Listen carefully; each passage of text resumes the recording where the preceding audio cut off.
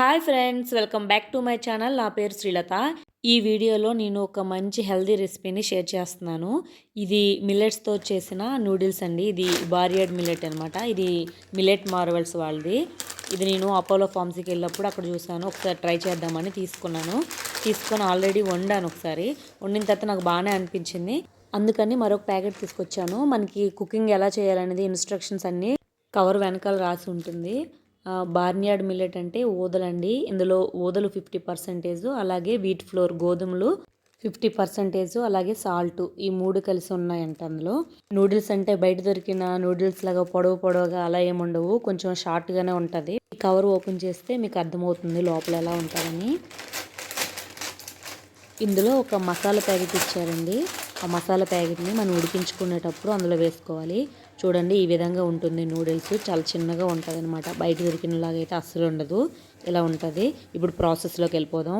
ఒక కడాయి తీసుకున్నాను, అందులో వాటర్ పోసుకుంటున్నాను. వాటర్ పోసుకొని స్టవ్ ఆన్ చేసి వాటిని మరిగించుకుంటాను. ఇది మరిగే లోపల నేను ఆ నూడిల్స్లోకి ఏమేమి వెజిటేబుల్స్ కావాలో వాటిని నేను కట్ చేసుకుంటున్నాను. ఇందులో నేను ఆనియను, క్యాప్సికము, అలాగే క్యారెట్ వేసుకుంటున్నాను.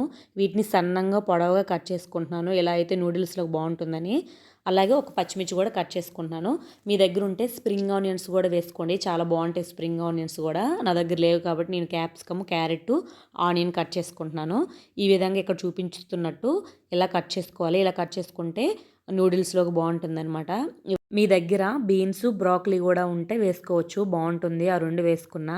ఇవన్నీ కట్ చేసుకుంటున్నాను. అలాగే క్యారెట్ని పొడవుగా కట్ చేసుకుంటున్నాను. ఇలా పొడవుగా కొన్ని రౌండ్గా కట్ చేసుకొని పెట్టేసుకుంటున్నాను.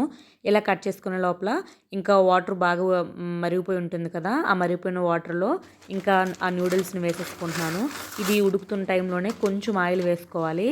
ఇలా వేసుకోవడం వల్ల ఏంటంటే ఒకదానికొకటి అతుక్కోకుండా పొడిగా వస్తుందనమాట. అందుకే ఇందులో ఆయిల్ వేసుకున్నాను. ఆయిల్ వేసుకొని ఉడికిపోయిన తర్వాత దించేసుకోవడమే. ఒక 6 మినిట్స్లో ఉడికిపోతుందండి. ఒకసారి ఇలా టచ్ చేస్తే ఇలా మెత్తగా అయిపోవాలి. ఇలా అయిపోయిందంటే ఉడికిపోయినట్టే. దీన్ని స్ట్రైన్ చేసుకుంటున్నాను. ఇలా వాటర్ ఏకం వచ్చేసిన తర్వాత అందులో చల్లని నీళ్ళు వేసుకోవాలి. ఇలా చల్లని నీళ్ళు వేసుకోవడం వల్ల ఏంటంటే మిగతాది ఉడికిపోకుండా ఉంటుంది, లేకపోతే మొత్తం మెత్తగా అయిపోతుంది అనమాట. ఇప్పుడు ప్యాన్లో ఆయిల్ వేసుకొని కట్ చేసుకున్న వెజిటేబుల్స్ అన్నీ వేసుకొని వాటిని హైలో పెట్టే వేగించుకోవాలి. ఇది వేగుతున్నప్పుడు అందులో కొంచెం ఉప్పు వేసుకొని కలుపుకోవాలి. ఇలా వేసుకున్న తర్వాత అందులో ఇచ్చిన మసాలా ఉంటుంది కదా, ఆ మసాలా వేసుకొని ముక్కలకు అన్నిటికి కలిసేటట్లు కలుపుకోవాలి. ఇక్కడ నేను కొంచెం పెప్పర్ పౌడర్ వేసుకుంటున్నాను. ఇలా వేసుకుంటే స్పైసీగా ఉంటుందని చెప్పి వేసుకుంటున్నాను.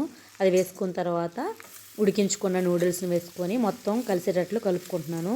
ఇలా కలుపుకుంటే అయిపోతుంది. ఇలా కలుపుకున్నప్పుడే ఉప్పు సరిపోయిందో లేదో చూసుకొని, సరిపోకపోతే కొంచెం ఉప్పు వేసుకుంటే అయిపోతుంది. చాలా బాగుంటుంది. ఇందులోనే మనకి చాలా మిల్లెట్స్తో చేసిన నూడిల్స్ కూడా ఉన్నాయండి, అవి కూడా త్వరలో పోస్ట్ చేస్తాను. ఇది మనము వెజిటేబుల్స్తోనే కాకుండా ఎగ్ కొట్టు కూడా చేసుకోవచ్చు, అలాగ కూడా బాగుంటుంది. అది కూడా పోస్ట్ చేస్తాను.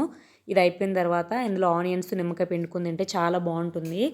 మీరు కూడా ట్రై చేసి మీకు ఎలా వచ్చిందో కామెంట్ చేయండి. ఈ ఓదల్ నూడిల్స్ ప్యాకెట్ వచ్చి ఒక్కొక్కటి 92 రూపీస్ అండి. Thanks for watching. బాయ్.